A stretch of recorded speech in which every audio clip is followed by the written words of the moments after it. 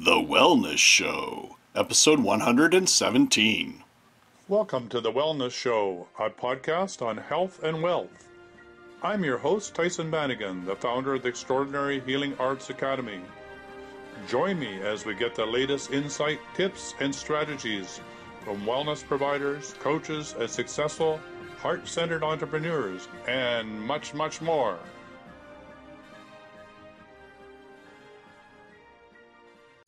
Okay, welcome to the Wellness Show, and today we have a return visit with Courtni Hale. And the first thing I want to ask Courtni, what's happening in your life, because I know a lot's going on. A lot is going on. The bullet points I would say are my art has gone online, and it's all shamanic art with a specific purpose to shift people's energy and take them through a portal, basically. So my art is online. CourtniHale.com, and it's wonderful. My book is now published, so the book is out there in the world now, and several hundred copies have sold in the first month without even doing any advertising, so that was good. And then the third thing is that I've launched an online course, basically, and I'm gathering the tribe, and I'm going to deal with essentially, I'm calling it finding the force. So like, I'm one with the force is one with me, I'm one with the force. It's shamanic instructions on actually how to find the force. Wow. To use it. Hopefully for the benefit of humanity, right? We need it. Yeah. Well, you won't be able to use it for anything else. We'll just turn it off. It'll be an automatic switch. So Courtni, is that that's your work behind you, right? Those are the two of your paintings behind you? Two paintings right behind me. Yeah. Yeah. And this one is part of a new series, which is Silk. And then this one was a Vision Quest painting that I did before I left for New Mexico. I was praying for a vision, and I fasted, and I did it all traditional. And wow. I got that. Wow. Yeah. The new pieces are fun, too, because they actually light up. I don't know if I can. That's neat. So how do they light? Oh, okay. Okay. Wow. I like that. Yeah, woo. And then it's crazy. This one comes with different colors. So red, green, blue, white. So yeah, I made high efficiency, eco-friendly paintings. So Courtni, are those done as silk screens? They're all silk. And you can actually paint on silk, believe it or not. I've never done it. I've done silk screening, but not paint. Well, that's pretty cool. Yeah, and then if you're lucky, you get the right custom frame and put some lights behind it, get a little remote control with it, and boy, does that change a room. Yeah, it sure does, and you can change the mood. Exactly. So, I like that painting that you just showed me. We talked about it before, but that's a run that's quite personal for you. The one that has the two, I'm going to say moons. I think I identified it as maybe the two rising suns as we move into the new earth, but you reminded me they were moons, right? They can be anything. Pretty well. I'm not really attached to any one interpretation. In fact, I love hearing other people's interpretations of the paintings. It's wonderful. So two suns is a great visual. And they say that it's like a blue sun. I don't know if you've read about some of this stuff. I don't know much about it other than, there's supposed to be pictures, and I've seen some pictures online where there's actually two suns in the morning sky, and one of them is very blue. Anyway, and yours is in blue. Anyway, it just really struck a note with me. So you're saying that your gallery is near Albuquerque, is that correct? Yeah, I was a gallery owner in Bernalillo. On Route 66, actually, by a really famous restaurant called the Range Cafe, which is a really fun place. And I watched the art scene change. I spent a lot of time in Santa Fe and, a lot of time at other galleries with other artists and, trying to figure the whole thing out. And New Mexico is a wonderful, wonderful place to figure out art. So, I watched the gallery scene change from a world where people really could potentially make a living if they were a good artist, to a world where very few people are buying at galleries anymore. Watching the galleries shut down on Canyon Road, watching the art scene completely change and going online. It's just not, it's not viable unless you're dealing with like really high-end $30, $40, $50,000 pieces to have a gallery anymore. So I took my artwork online, and now I can reach the whole world. I don't have to deal with inventory. I got really good images of all of the artwork so that people can make prints. The nice thing too is that with the online gallery, you can choose a frame, you can choose a size, you can choose whatever material. So you can actually have it printed on cloth like I have it, or you can have it printed on metal, on bamboo, on anything. And then they even have a little tool in there where you can pretend like it's in your living room. So it's a viewer tool. So you can take any of the paintings and put any frame on it, make it any size, and then change the color of the walls. You can look at it in your bedroom, in your living room, in a conference area. So people can completely control what it's going to look like and get a preview. And that's a really nice touch. And this is all done online. It's all done online, and I never have to touch any of it. So it'll go straight from the printer to your house. And it's just a wonderful thing. Wow, that's pretty cool. So that's sort of like how books are coming, where you can order your books and they go to the publisher. He publishes the book, prints them off according to the number that's ordered at any one time, and then know the way they're shipped. Ah, neat. Exactly. Yeah. Exactly. I mean, I couldn't believe it. I, did all the work for this, and I ordered one, and it arrived at my house. It was like, whoa, that's great. So hold that up again and say what the book is, so that because that was a flash there. So what? Oh, sorry. I didn't mean to tease. Yeah, exactly. So it's Courtni Starhart Hale, Urban. Starhart, yeah. Yeah. And Urban and then it says love down in the corner. And by the way, I did download it on Kindle, which means that I have all the pictures, right? Oh, yay. That's awesome. Yeah. And then all of the illustrations from the book are on the website as well. So I'm hoping to really also push the artwork because it's a big part of the book. Yeah. Yeah. Yeah. So I know you talked a bit about the book, but things you bring up the book again. So tell me a little bit about the book and how it came to be, because it was not an ordinary book. This was like being pushed in the back of the head to do something that you weren't quite sure how to do. Did I get that right? Absolutely. Okay, so it all started, I had a car accident when I was younger. And, I'm not just making that up. You can actually still see a bunch of the stitches and some of the scars. Who would want to make that up anyhow? Yeah. But I was unconscious for a long time, and I, got a free trip to the other side, basically. And it was a game changer. When I came back, it was no longer acceptable to be on cruise control anymore. And I left my whole life behind. I had started in politics when I was young. I worked for Governor Castle when Joe Biden was still downstairs. And was quite an education. So I was just on the political track from a young age. And I ended up getting a contract with the public defenders. And I was their Spanish interpreter and provided, cultural consulting as well.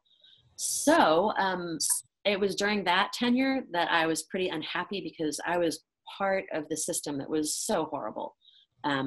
The criminal justice system is just horrible. And Delaware is one of the best. I mean, this is one of the most fair, the most effective criminal justice systems, I think, in the country, because it's a small state. We were also one of the first states to have a drug court. So instead of people going into the main system when they get busted for having a joint in their pocket, they would actually go to a separate court, just like family court is separate. We had drug courts here. And, we took down the repeat rate from like 99% to like 15%. Wow. By just having a system. And it was focused on rehabilitation and job training and all of the good stuff. But even here, it's horrible. It really is. Interesting. So yeah, it's a very interesting place. And both of our reps right now in legislature are Democrats, and they're doing a stand-up job. Like they're the guys who are working with Bernie, and they're the guys who are also pushing in the right direction. So I'm saying Delaware is one of the best qualities you can get, but even still, it's unbearable to be a cog in the system that's so unfair. So I did walk away from a very fancy job, and a job that anybody would like to have, I think, because I didn't want to be part of the problem. I wanted to be part of the solution.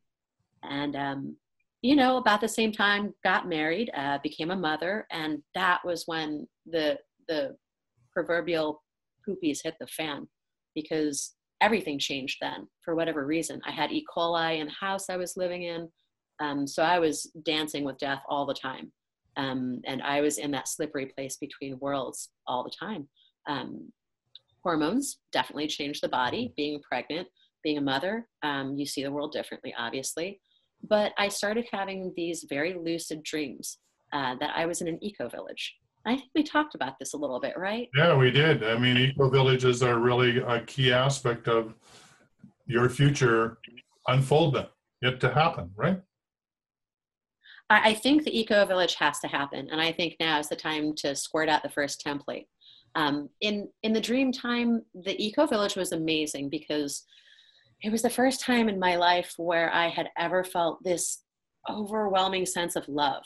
You could feel people's heart chakras were so expansive. You could feel it in your chest, like that effect that it has, to really be hugged, to really be cared about, that feeling of love. And so that was the distinguishing characteristic of the eco-village, the love. And that was what kept me going back again and again. And it was extremely lucid. And I had a guide in the dream time, and her name was Arusha. And she called herself my daughter. And I only had a tiny baby boy at that point. So that was also an eye-opener, I would say. And she was a grown woman. She was beautiful. She was wonderful. And she took me around and showed me everything. And she kept on explaining to me that it wasn't the only one, that there was a whole network of interconnected, like a web of eco-villages, and that they were able to travel from one to another because they were all kind of similar. Just like when you walk in, I hate to admit it, but Walmart, you walk into a Walmart in Dallas and it looks just like one in California. Yeah. It was like that, but obviously good. Right. There was aquaponics, and everybody knew how to tend the land. So everyone was working together like 10, 15 hours a week. And that's all it took to sustain them.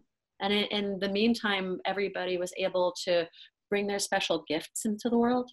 And this kind of cross-pollination between artists and intellectuals and scientists and farmers and musicians, it was amazing. I didn't want to come back. So it got to the point where I was starting to really check out of my life. And I think that was when I asked them, I asked if I could just have the connector, you know, between the real time and that lucid dream. And they literally gave me the name of someone. And there was a book sitting on my nightstand that hadn't been there. And I opened it up and the picture of the man I saw in the dream was there. And that was the person who became my teacher. You know, I started spouting all of this insanity to my ex, and he's a cool guy. So he was pretty supportive, but he said, okay, so, you know, I'll buy it that all of that is true and you're having these dreams. And I'll buy it that there's a connection between your life now and that, but we don't have the money for you to fly to Albuquerque and meet this guy. So I'm sorry. We were in Rochester on a business trip. I got bumped from my flight and I got a round trip ticket for free. And don't you know that next Monday I was in Albuquerque. I got the next flight. So it was amazing. And I went and I met a Pueblo shaman. And he was the most wonderful being that I had ever met. And he told me everything that I needed to hear. I told him I wanted to be a shaman. He said, you can't, you're white. I said, you know, I'm only half white. He said, but you're culturally white. So even if you were a full-blood Indian, if you're culturally white, I can't talk to you about shamanism. And I said, well, what would I have to do? And I did everything that he required. I went and worked at a farm. I studied herbalism. I learned the language of nature. And that way we had a common language. Wow. The language of shamanism, the language of nature, right? Right, absolutely. Yeah. And as I was going through that madness, I followed everything that Spirit asked me to do. I painted the paintings that Spirit asked me to paint. And I went and I took the painting to the people that Spirit said to take them to. And so along the way, I got to meet Miguel Ruiz. I got to meet Joseph Chilton Pierce. I got to meet Fred Allen Wolfe, Dr. Quantum. I got to talk to Masaru Emoto while he was still here. I got to meet the Maharishi's right-hand woman, Mother Divine, and talk with her about TM and that whole foundation. It was breathtaking. It was brilliant. And I wouldn't trade it for anything. And I wrote it all down. I did the scientific research on the eco-village, on consciousness, on shamanism, and I found out it's true. It's provable that these phenomena are not make-believe. We're not wishing it to be true. We do have a measurable effect on reality with our minds. And that for me was the most exciting thing I had ever heard. I'm hooked. You know, I love shamanism, and I love esoteric philosophy and quantum physics, but I love being able to hold up a book and prove it's real. Scientifically speaking, we can do this.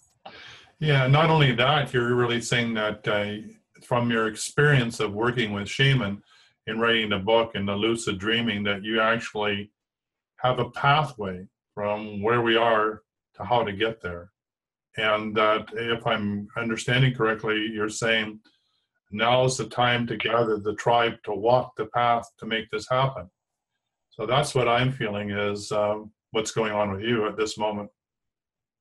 Yeah, absolutely. And when I was in the eco village, we would have people show up there because I was there for like days on end. And people were showing up who were emaciated.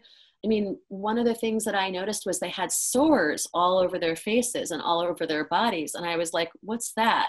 And they didn't want to tell me. They're like, you know what? There are some things that you just don't want to know.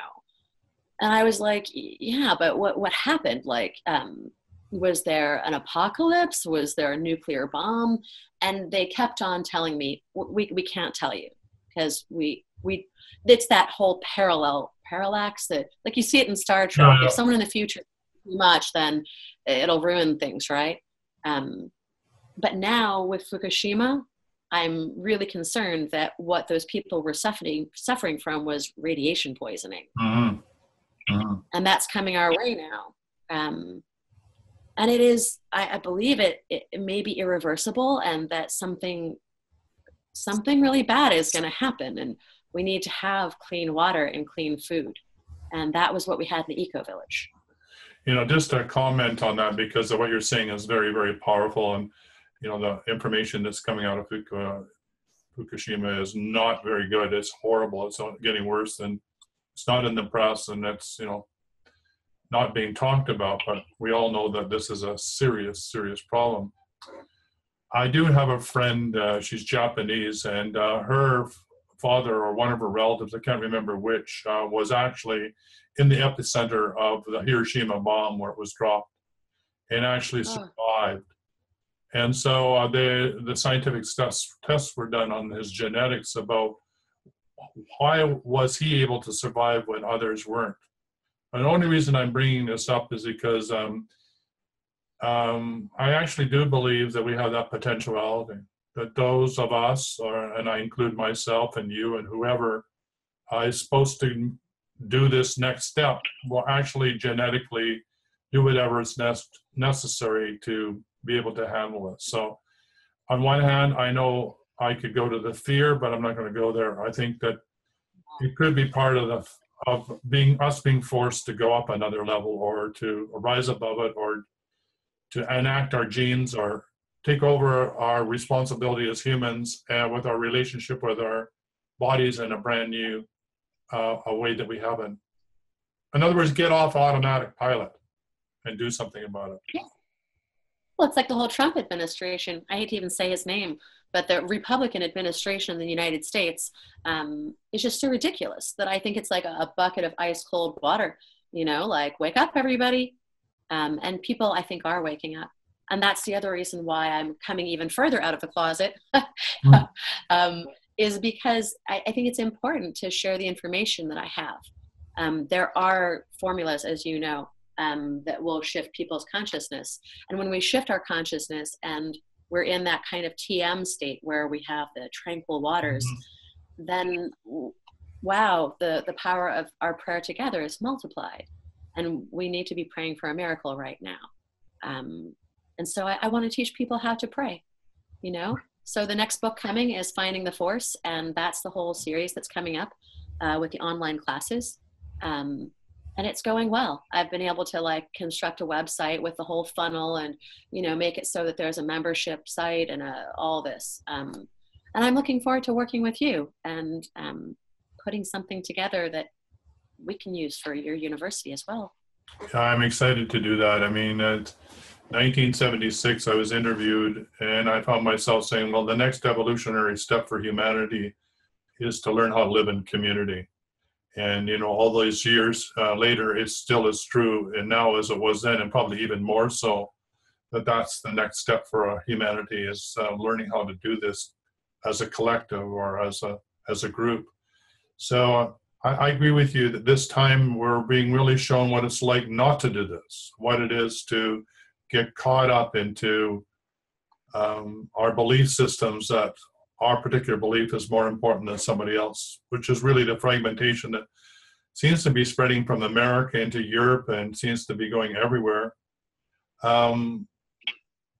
It just seems like the old order changes, yielding place to new. It seems to be falling apart, you know, literally around us. And but that's good in the sense that we don't have to worry about it anymore. It seems to be doing a really good job at disintegrating on its own. So now we have to come up with a new paradigm, the new way of walking this path together and bringing the people together to want to walk the path with us and helping them learn how to do this. And it sounds like to me that you have some of the tools to help people do that. That's fantastic. Yeah, I mean, and there's no simpler way to put it than the way I put it. And my teacher prepared me for this moment. It wasn't for nothing that he took in some crazy half-white woman from New York and actually taught her shamanism, because he believed what I was saying was true. I mean, my unborn daughter in the dream time gave me his name and introduced me to him. And I sat there and I spoke with him in the dream time. And then there was a book with his picture in it sitting on my nightstand. Oh, and then the added synchronicity of the fact that his number was published. I got on the internet, tick, tick, tick, Patricio Dominguez, Albuquerque, bing, phone number. And he agreed to grant me an interview. And he was a world-renowned shaman, political activist. He was in that book, The Mystery of the Crystal Skulls. And it was like a international bestseller. So he didn't have to talk to me really, but he did.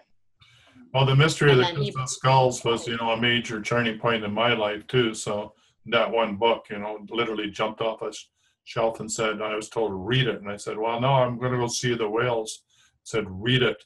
So I read it. What's this got to do with it? Well, anyway, that's how I met Crystal Skulls. So yeah, this synchronicity of how this all happens and the way that we're guided, whether we know it or not. So these integrative steps in helping us discover the inner shaman, so is this coming out of the book that you've already written, or is this the book that you're in the midst of writing, or is this in the online course that you're doing, or all of it? The foundation for proving that anyone can do it is in the book, basically. Okay. So this is the empirical research and evidence, right, and the journal, my personal story. And then the next step is the online courses. So I'm doing videos, I'm doing live feeds on Facebook, which is completely insane.